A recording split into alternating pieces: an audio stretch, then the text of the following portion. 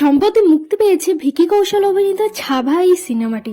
দর্শকদের কাছ থেকে প্রশংসাও কুড়িয়েছে অনেক। কিন্তু আপনি কি জানেন ছাভা সিনেমাটি যার জীবন কাহিনী অর্থাৎ ছত্রপতি সম্ভাজিরাজ মহারাজ, তিনি কে? সম্ভাজিরাজ শিবাজিরাজ ভোসলে ছিলেন মারাঠা সাম্রাজ্যের দ্বিতীয় ছত্রপতি এবং ছত্রপতি শিবাজির জ্যেষ্ঠ পুত্র। তার জন্ম হয় 1681 সালে পুরন্দর দুর্গে।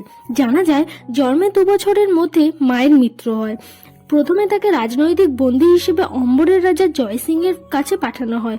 পরবর্তীকালে সম্ভাজিরাজ প্রথম মুঘল মনসবদারও হন, কিন্তু একবার পিতা শিবাজির সাথে তিনি ঔরঙ্গজেবের দরবারে উপস্থিত হলে তাদের বিভিন্ন কৌশলে বন্দী করে নেওয়া হয়।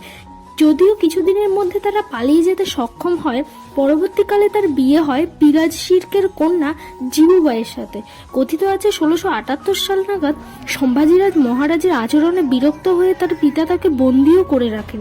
তবে পিতার মৃত্যুর পর তিনি মারাঠা সাম্রাজ্যের সম্পূর্ণ দায়িত্ব নিজের হাতে তুলে নেন।